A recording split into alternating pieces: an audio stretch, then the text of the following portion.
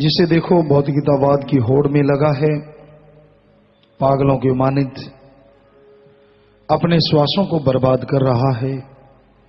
दिन रात बुरे कर्मों में, दिन रात बुरी सोच में इंसान गुजारता है और वह जितने श्वास चले जाते हैं लौट के वापस नहीं आते।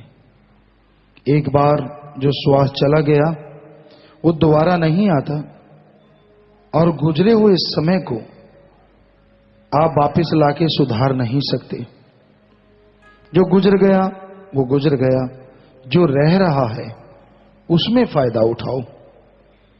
गुजरे हुए समय का पश्चाताप करके आप रह रहे समय को बर्बाद ना करो।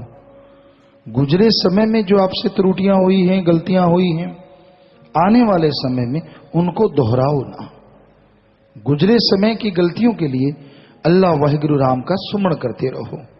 बस दो शब्द बोलो, हे मेरे मौला, हे मेरे राम, मुझसे जो भी गुजरी जिंदगी में बुरे कर्म हुए हैं माफ करना और आगे के लिए ताकत देना कि बुरे कर्म ना करूं। बस सुमरण कर दियो तो जो किया गया सुमरण है आपके पाप कर्मों को जला के नाश करता रहेगा।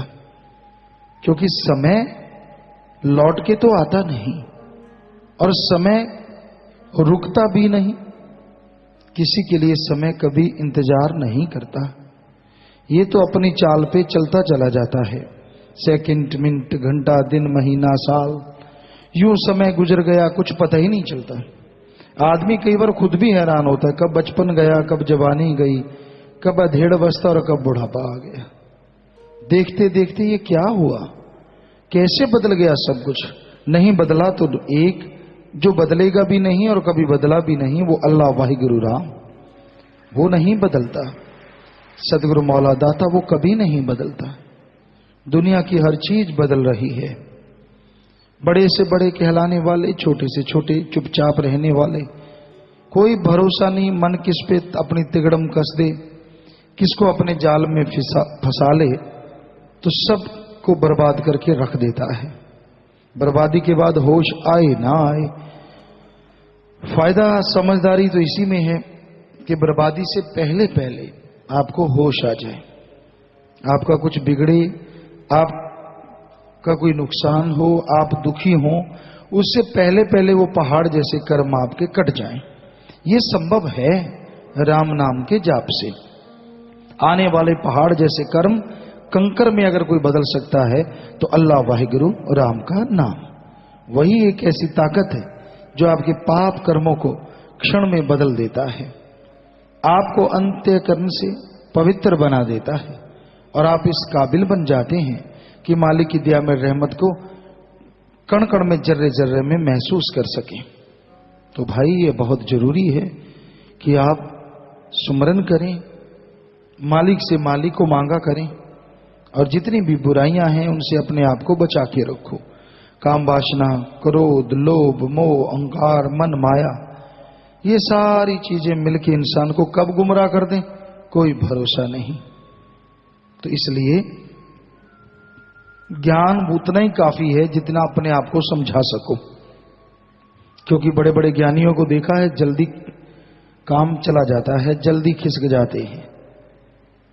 तो आप जब दूसरे को ज्ञान देते हैं पहले सोच लो कि आपका मन मजबूत है। कल को ये ना हो जिसको ज्ञान देते हो वो आपको ज्ञान देता फिरे और आपका मन फिर भी ना माने। क्योंकि मन तो ढीठ है। जब मन अपनी आई पे आता है, बिगड़ा मन गुरु का न पीर का, जब ये बिगड़ जाए फिर किसी गुरु पीर की सुनता नहीं। सुन ले तो समझ लो उसके बहुत अच्छे संस्कार हैं, भगवान की बहुत बड़ी कृपा है जो उसने वचन मान लिए मन बिगड़ने के बाद, तो वो जरूर सुधर सकता है। क्योंकि उसने एक बार मन का सामना चट्टान की तरह कर लिया, वो सुमन करता रहे तो मन पानी भरने जरूर लग जाएगा।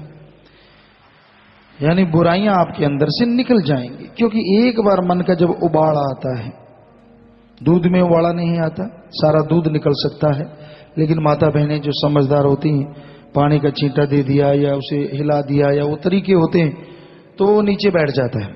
तो उसी तरह मन का उबाला आता है, फिर नहीं सुनता किसी की, कहता मुझे सारा पता है, मुझे ज्ञान है, मुझे मत समझाओ, किसी की नहीं सुनता।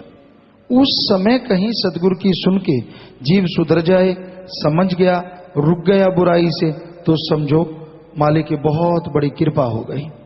बस फिर मन की दाल ना गलने दो, सुमन करते रहो, मालिक बेअंत खुशियां बख्शेंगे। का खोले लख है पे, पता नहीं कितनी खुशियां बख्श दें। एक बार मन से लड़ो तो सही, क्योंकि मन से लड़ना कलयुग में सच्ची भक्ति, यानी अपने बुरे विचारों से लड़ना ही एक सच्ची भक्ति की नींव है। अपने बुरे विचार जब आपके अंदर से दूर हो जाएंगे तो मालिक की दया में रहमत आप पे मूसलाधार जरूर बरसेगी।